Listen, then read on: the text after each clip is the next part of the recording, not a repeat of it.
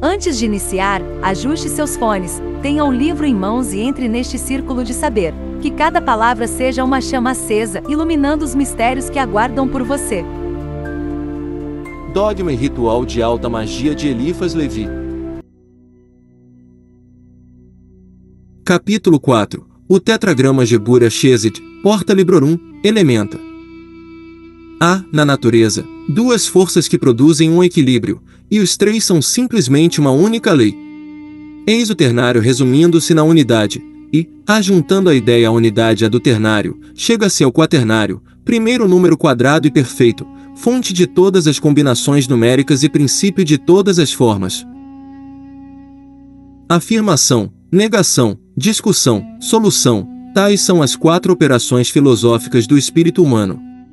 A discussão concilia a negação com a afirmação, fazendo-as necessárias uma à outra. É assim que o ternário filosófico, produzindo-se do binário antagônico, se completa pelo quaternário, base quadrada de toda a verdade. Em Deus, conforme o dogma consagrado, há três pessoas, e estas três pessoas são um só Deus. 3 e 1 dão a ideia de 4, porque a unidade é necessária para explicar os três. Por isso, em quase todas as línguas, o nome de Deus é de 4 letras, e, em hebreu, estas 4 letras fazem 3, porque há uma delas que se repete 2 vezes, a que exprime o verbo e a criação do verbo. Duas afirmações tornam possíveis ou necessárias duas negações correspondentes. O ente é significado, o nada não o é. A afirmação, como o verbo, e cada uma destas afirmações corresponde à negação do seu contrário. É assim que, conforme o dizer dos cabalistas, o nome do demônio ou do mal se compõe das letras invertidas do próprio nome de Deus ou do bem. Este mal é o reflexo perdido ou a miragem imperfeita da luz na sombra. Mas tudo que existe, quer em bem, quer em mal, quer na luz, quer na sombra, existe e se revela pelo quaternário. A afirmação da unidade supõe o número 4, se esta afirmação volta à unidade como num círculo vicioso. Por isso, o ternário, como já observamos, se explica pelo binário e se resolve pelo quaternário, que é a unidade quadrada dos números pares e a base quadrangular do cubo, unidade de construção, de solidez e de medida. O tetragrama cabalístico, Jodeva, exprime Deus na humanidade e a humanidade em Deus. Os 4 pontos cardeais astronômicos são, relativamente a nós, o sim e o não da luz, o oriente e o ocidente, e o sim e o não do calor, o sul e o norte. O que está na natureza visível revela, como já o sabemos, conforme o dogma único da Cabala, o que está no domínio da natureza invisível, ou das causas segundas, todas proporcionais e análogas às manifestações da causa primeira. Por isso, esta causa primeira sempre se revelou pela cruz. A cruz. Esta unidade composta de 2,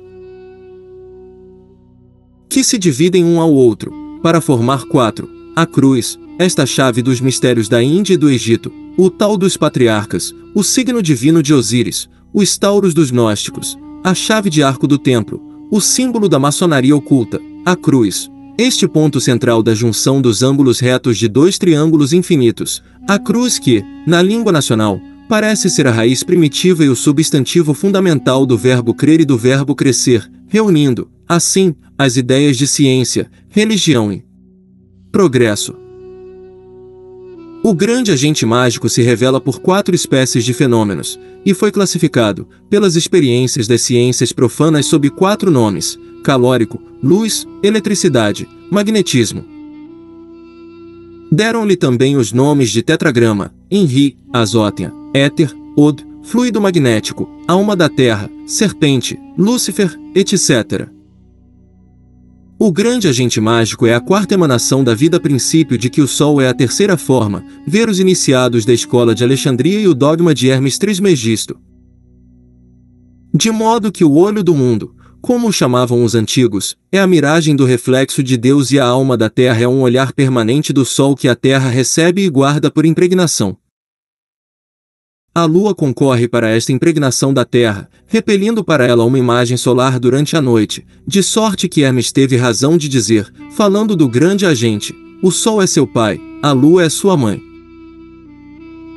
Depois, acrescenta, o vento trouxe no seu ventre, porque a atmosfera é o recipiente como que o cadinho dos raios solares, por meio dos quais se forma esta imagem viva do Sol que penetra a Terra inteira, vivifica-a, fecunda-a e determina tudo o que se produz na sua superfície, por seus eflúvios e suas correntes contínuas, análogas às do próprio Sol.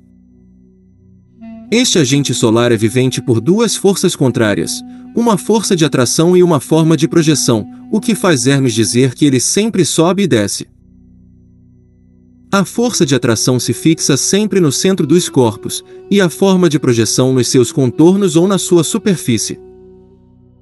É por esta dupla força que tudo é criado e tudo subsiste. Seu movimento é um enrolamento e um desenrolamento sucessivos e indefinidos, ou antissimultâneos e perpétuos, por espirais de movimentos contrários que nunca se encontram. É o mesmo movimento que o Sol, que atrai e repele, ao mesmo tempo, todos os astros do seu sistema. Conhecer o movimento deste Sol terrestre, de modo a poder aproveitar das suas correntes e dirigi-las, é ter realizado a grande obra, e é ser Senhor do mundo. Armado de uma tal força, podeis vos fazer adorar e o vulgo vos julgará Deus. O segredo absoluto desta direção foi possuído por alguns homens, e pode ainda ser achado. É o grande arcano mágico, depende de um axioma incomunicável e de um instrumento que é o grande e único atanor dos hermetistas do mais alto grau. O axioma incomunicável está contido cabalisticamente nas 4 letras do tetragrama, dispostas do modo como está representado na página seguinte, nas letras das palavras Azótea e Inri, escritas cabalisticamente, e no monograma do Cristo, tal como estava bordado no lábaro, e que o cabalista Postelo interpreta pela palavra rota, da qual os adeptos formaram o seu tarô ou tarote, repetindo 2 vezes a primeira letra, para indicar o círculo e fazer compreender que a palavra está invertida. Toda a ciência mágica consiste no conhecimento deste segredo.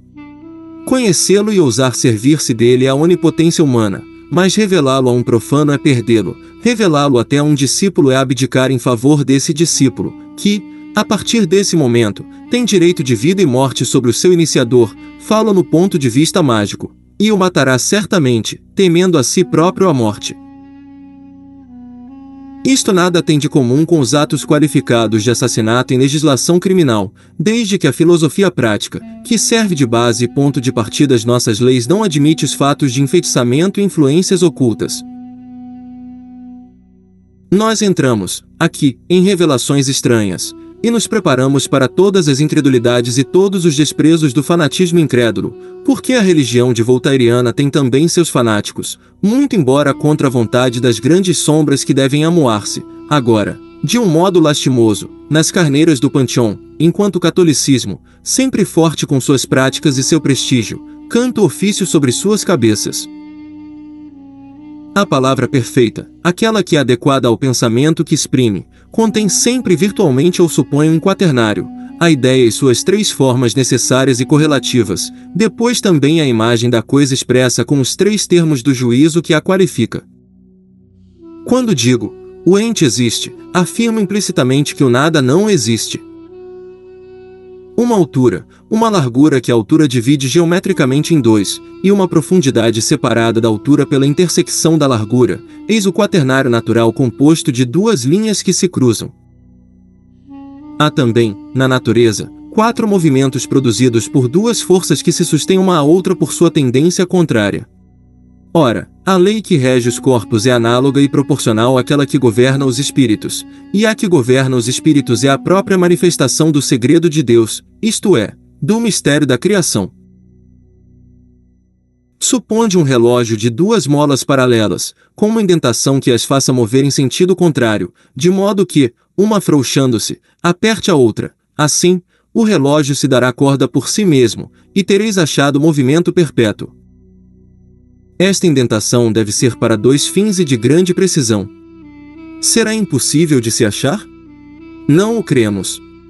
Mas quando um homem a tiver descoberto, este homem poderá compreender, por analogia, todos os segredos da natureza, o progresso em razão direta da resistência. O movimento absoluto da vida é, assim, o resultado perpétuo de duas tendências contrárias que nunca são opostas. Quando uma das duas parece ceder à outra, é uma mola que recebe corda, e podeis esperar uma reação de que é muito possível prever o momento e determinar o caráter. É assim que, na época do maior fervor do cristianismo, o reino do anticristo foi conhecido e predito. Mas o anticristo preparará e determinará a nova vinda e o triunfo definitivo do homem-deus. Ainda isto é uma conclusão rigorosa e cabalística contida nas premissas evangélicas. Assim, a profecia cristã contém uma quádrupla revelação. Primeira, a queda do mundo antigo e o triunfo do evangelho sob a primeira vinda. Segunda, grande apostasia e vinda de anticristo. Terceira, queda do anticristo e volta às ideias cristãs. Quarta, triunfo definitivo do evangelho ou segunda vinda, designada sob o nome de juízo final. Esta quádrupla profecia contém, como se pode ver, duas afirmações e duas negações, a ideia de duas ruínas ou mortes universais e de dois renascimentos, porque a toda ideia que aparece no horizonte social se pode assinar, sem temor de erro, um Oriente e um Ocidente, um Zênite e um Nadir. É assim que a cruz filosófica é a chave da profecia, e que se podem abrir todas as portas de ciência com o pentáculo de Ezequiel, cujo centro é uma estrela formada pelo cruzamento de duas cruzes.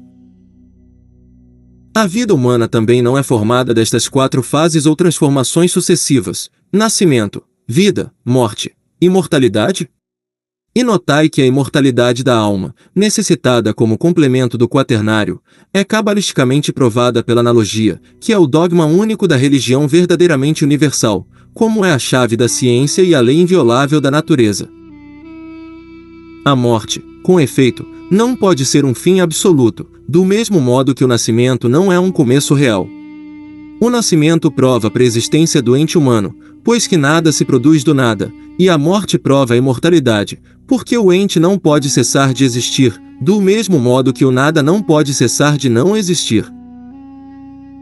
Ente e nada são duas ideias absolutamente inconciliáveis, com esta diferença, que a ideia do nada, ideia inteiramente negativa, sai da própria ideia do ente, de que o nada nem mesmo pode ser compreendido como uma negação absoluta, ao passo que a ideia do ente nem mesmo pode ser aproximada do nada, e ainda menos sair dele.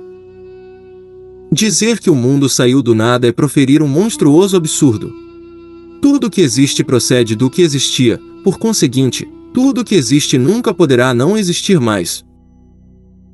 A sucessão das formas é produzida pelas alternativas do movimento, são fenômenos da vida que se substituem uns aos outros, sem de destruírem. Tudo muda, porém nada perece. O sol não está morto quando desaparece no horizonte, até as formas mais móveis são imortais e sempre substituem na permanência da sua razão de ser, que é a combinação da luz com os poderes agregativos das moléculas da substância prima. Por isso, elas se conservam no fluido astral, e podem ser evocadas e reproduzidas conforme a vontade do sábio, como veremos ao tratar da segunda vista e da evocação das lembranças na necromancia e noutras operações mágicas. Voltaremos a tratar do grande agente mágico no quarto capítulo do ritual, onde acabaremos de indicar os caracteres do grande arcano e os meios de prender este formidável poder. Digamos, aqui, duas palavras dos quatro elementos mágicos e dos espíritos elementares. Os elementos mágicos são, em alquimia, o sal, o mercúrio, o enxofre e o azótia; em cabala, o macrocosmo, o microcosmo e as duas mães; em hieróglifos, o homem, o águia, o leão e o touro; em física antiga, conforme os termos e as ideias vulgares, o ar, a água, a terra e o fogo. Em magia, sabe-se que a água não é a água ordinária, que o fogo não é simplesmente fogo, etc. Estas expressões ocultam um sentido mais elevado. A ciência moderna decompôs os quatro elementos dos antigos e encontrou neles muitos corpos considerados simples. O que é simples é a substância prima e propriamente dita, só há, pois, um elemento material e este elemento se manifesta sempre pelo quaternário, nas suas formas. Conservaremos, pois, a sábia distinção das aparências elementares, admitida pelos antigos, e reconheceremos o ar, o fogo, a terra e a água pelos 4 elementos positivos e visíveis da magia. O sutil e o espesso, o dissolvente rápido e o dissolvente lento, ou os instrumentos do calor e do frio, formam, em física oculta, os 2 princípios positivos e os 2 princípios negativos do quaternário, e devem ser figurados assim.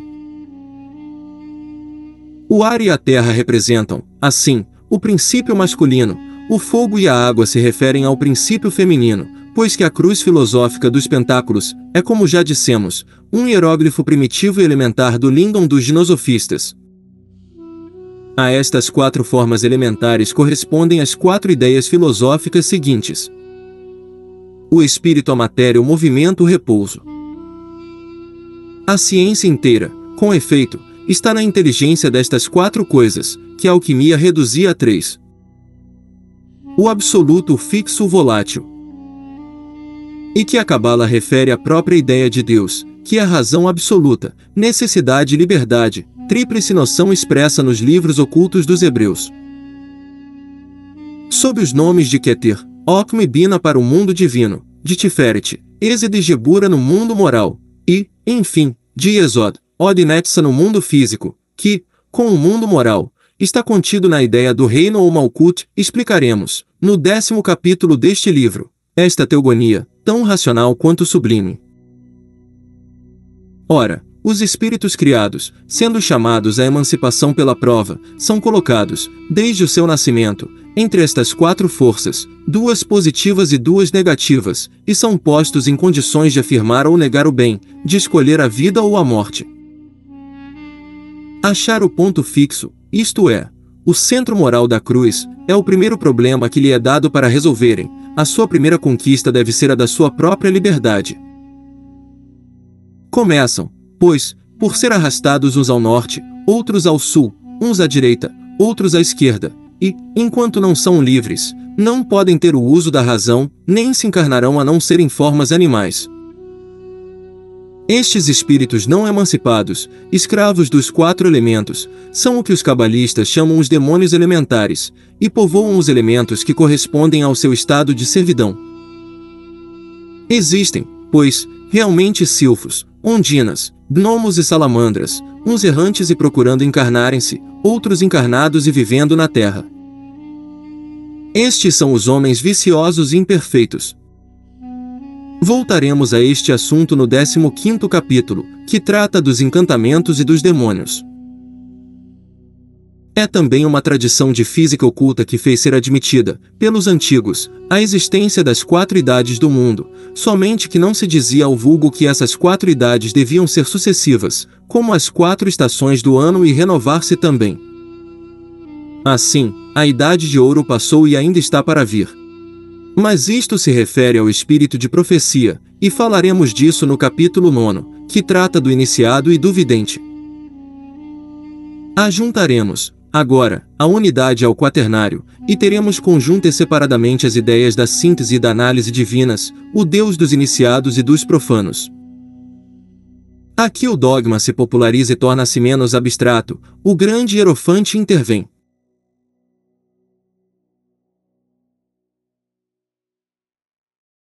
Aqui você encontra leituras, reflexões e estudos de livros clássicos e modernos sobre magia, espiritualidade e filosofia esotérica. Um espaço para mergulhar nos mistérios ocultos e expandir a consciência. Inscreva-se e caminhe conosco pelos caminhos ocultos do saber.